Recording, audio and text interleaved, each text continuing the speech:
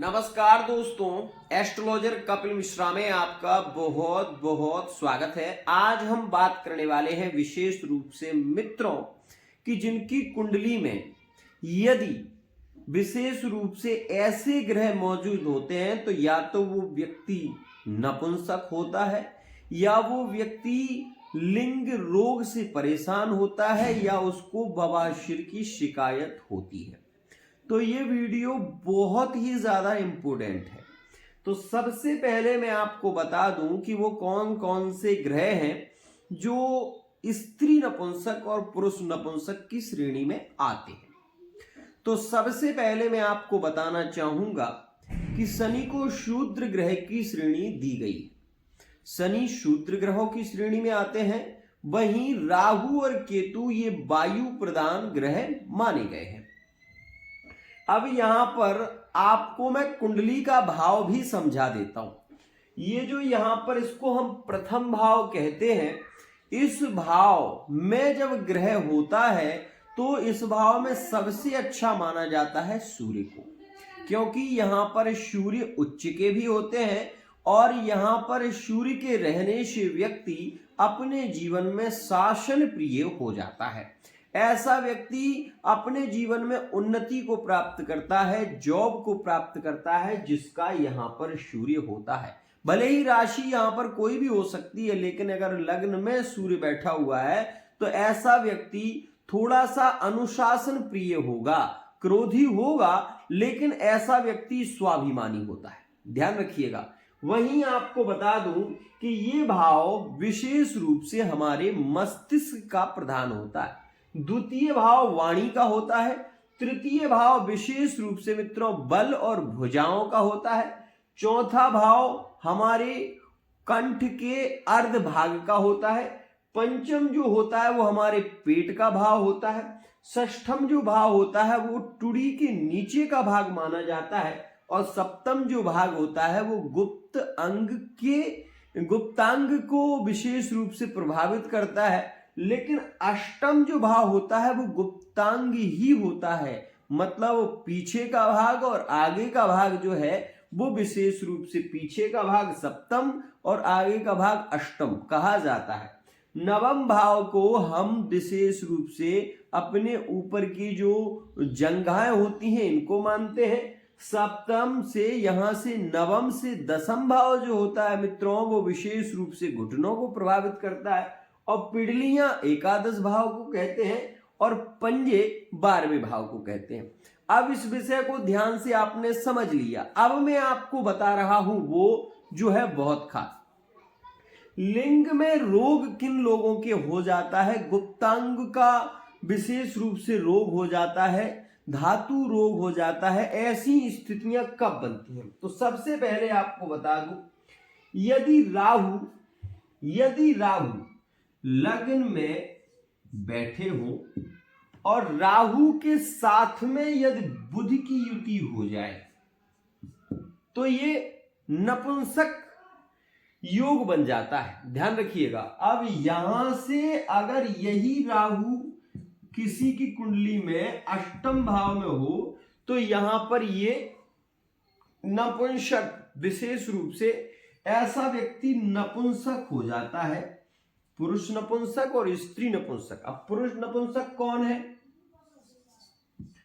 तो मित्रों जो शुक्र है ये स्त्री नपुंसक है और जो बुध है ये पुरुष नपुंसक है। ध्यान रखिएगा, ये बुध पुरुष नपुंसक, ये स्त्री नपुंसक है। अब ये शनि है, ये शनि नपुंसक ग्रहों की श्रेणी में आते हैं। ध्यान रखें। और चंद्रमा विशेष रूप से स्त्री की श्रेणी में आते हैं। लेकिन यहां पर आपको बता दूं, यदि छठे भाव में, ये जो छठा भाव है, यदि मित्रों छठे भाव में मंगल हो, यदि मंगल विशेष रूप से छठे भाव में बैठे हो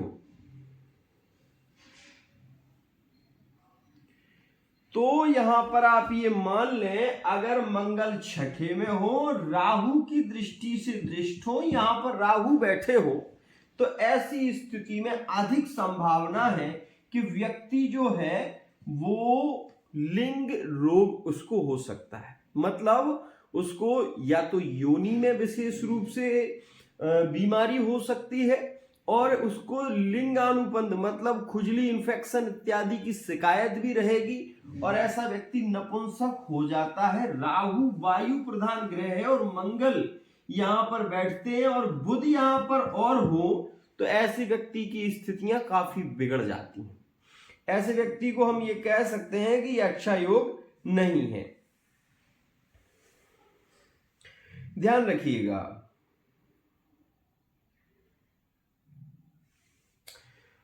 अब लग्नेश के साथ में मंगल का बैठना, मतलब बुध और मंगल की युति और राहु, ये त्रिग्रही योग जब छठे में बनता है, तो ऐसे में मंगल अंगारक योग बना देते हैं, और बुध के साथ में मंगल जब बैठते हैं तो यहां पर जो राशि है वो मंगल की है, ध्यान रखिएगा। और ये अष्टम में गुप्तांगों के कारक मंगल होते हैं, तो यहां पर अधिक संभावना होती है कि मंगल के कारण गुप्तांगों से संबंधित रोग होने की सबसे बड़ी संभावना होती है। अब इस विषय को आप ऐसे भी समझ सकते हैं कि कई कुंडलियों में यह देखा गया है मित्रों, यहां पर मान लीजिए शनि बैठे, शनि नपुंसक ग्रह। अब शनि अगर यहां पर बैठे हैं और राहु अगर यहां पर बैठ जाए, ठीक है ना, या बुध यहां पर बैठ जाए, तो ऐसे में भी निसंतान योग बनता है। ऐसे व्यक्ति के संतान होती नहीं है और वो प्रयत्न बहुत करता है, लेकिन उसको निसंतान योग होता है। दैवीय कृपा भी अगर हो और वो व्यक्ति परिश्रम करे तो ठाकुर जी की कृपा यदि उस पर हो जाए तो बहुत बड़ी बात है। अन्यथा यहां पर यदि शनि बैठा है तो लग्न का शनि और पंचम का बुध विशेष रूप से निसंतान योग को प्रभावित करता है। ऐसे व्यक्ति के संतान नहीं होती, ध्यान रखिएगा। यही एक बात और भी यहां पर आती है कि मित्रों, षष्ठेश ग्रह मतलब छठे भाव का स्वामी यदि अष्टम में बैठ जाए, छठे का स्वामी अष्टम में बैठ जाए, मतलब सीधी सी बात है कि यहां पर मिथुन लग्न लिखी हुई है, तो यहां पर बैठेंगे मंगल। छठे के स्वामी मंगल है क्योंकि वृश्चिक राशि है, तो छठे का स्वामी यदि अष्टम में बैठ जाए और अष्टम में बैठने के बावजूद इस पर यदि विशेष रूप से अष्टम में मंगल क्या है, मकर राशि में उच्च के हो जाते हैं, तो ये मंगल उच्च के हो गए मकर राशि में, लेकिन इनका जो उच्च का स्थिति है, ये उच्च के मंगल जो है ये यहां पर अष्टम भाव में व्यक्ति को ज्यादा पीड़ित तो नहीं करते, ज्यादा परेशान नहीं करते, लेकिन ये जरूर देखा गया है कि अष्टम में छठे का स्वामी जब अष्टम में बैठता है तो ऐसा व्यक्ति किसी शस्त्र के द्वारा विशेष रूप से उसको आघात हो सकता है, चोट चपेट लग सकती है, दुर्घटनाएं उसके साथ में हो सकती हैं, ऐसी स्थितियां बनती हैं और ऐसा व्यक्ति बवासीर का शिकार होता है, उसको बवासीर होने की संभावना ज्यादा हो जाती है। इस बात का ध्यान रखिएगा।